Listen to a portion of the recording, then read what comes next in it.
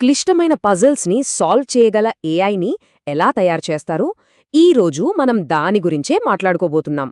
కేవలం జవాబులు చెప్పడమే కాదు, నిజంగా ఆలోచించే ఏఐ మోడల్స్ని ఎలా బిల్డ్ చేస్తారో లోతుగా చూద్దాం. సరే, అసలు విషయానికే వద్దాం.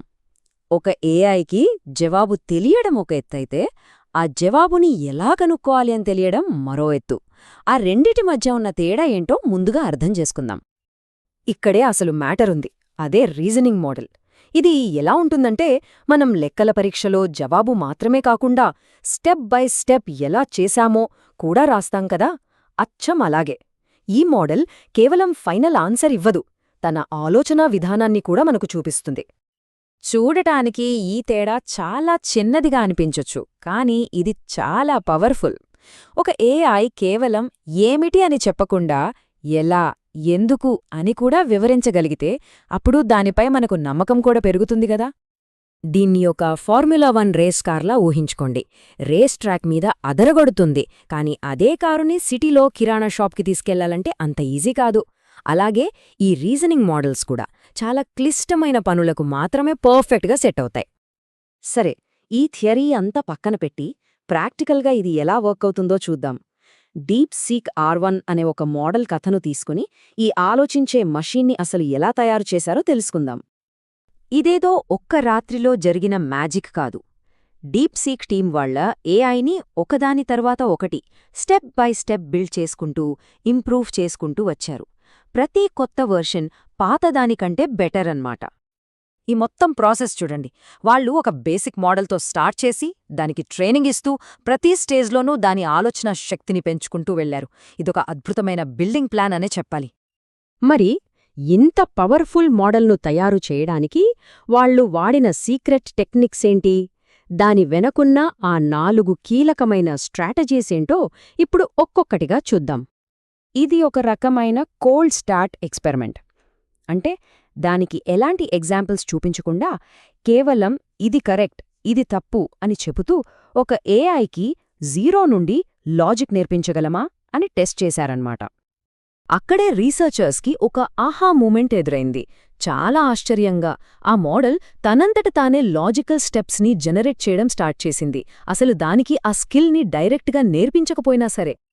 వాళ్ల మోస్ట్ పవర్ఫుల్ మోడల్ కోసం 2 టెక్నిక్స్ని కలిపారు. ఫస్ట్, మంచి ఎగ్జాంపుల్స్ చూపిస్తూ నేర్పించారు. దీన్నే మనం సూపర్వైజ్డ్ ఫైన్ ట్యూనింగ్ అంటాం. ఆ తర్వాత కరెక్ట్ ఆన్సర్స్కి రివార్డ్స్ ఇస్తూ, అంటే రీఇన్ఫోర్స్మెంట్ లెర్నింగ్ ద్వారా దాన్ని ఇంకా బాగా షార్ప్ చేశారన్నమాట. ఫలితాలు మీ కళ్ల ముందే ఉన్నాయి, చాలా క్లియర్గా. ఈ 2 పద్ధతులని కలపడం వల్ల పర్ఫార్మెన్స్లో ఎంత పెద్ద జంప్ వచ్చిందో చూడండి. ఇది ఏదో చిన్న ఇంప్రూవ్మెంట్ కాదు, ఒక భారీ ముందడుగు. దీన్ని ఎలా అర్థం చేసుకోవచ్చంటే, ఒక ఎక్స్పర్ట్ ఒక ట్రైనీకి నేర్పిస్తున్నట్టన్నమాట. ఒక పెద్ద టీచర్ మోడల్ ఒక చిన్న స్టూడెంట్ మోడల్కి ట్రైనింగ్ ఇస్తుంది.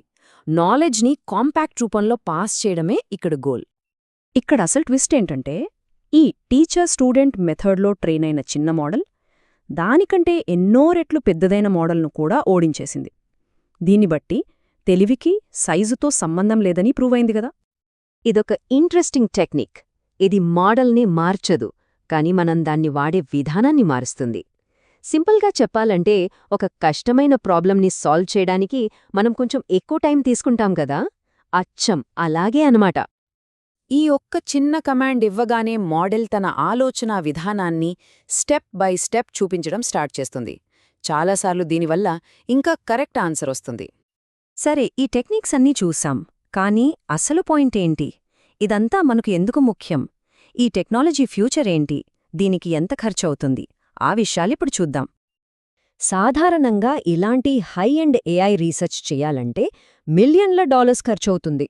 అందుకే ఈ రేంజ్ పెట్టుబడి పెట్టడం చిన్న టీమ్స్కి దాదాపు అసాధ్యంగా ఉండేది. కానీ ఈ డిస్టిలేషన్ టెక్నిక్ వల్ల సీన్ మొత్తం మారిపోయింది. ఒక చిన్న టీం మిలియన్ల డాలర్లు కాదు, కేవలం జస్ట్ $450 ఖర్చుతోనే ఒక పవర్ఫుల్ రీజనింగ్ మోడల్ను తయారు చేయగలిగింది. ఇది నిజంగా ఒక రెవల్యూషన్ లాంటిది.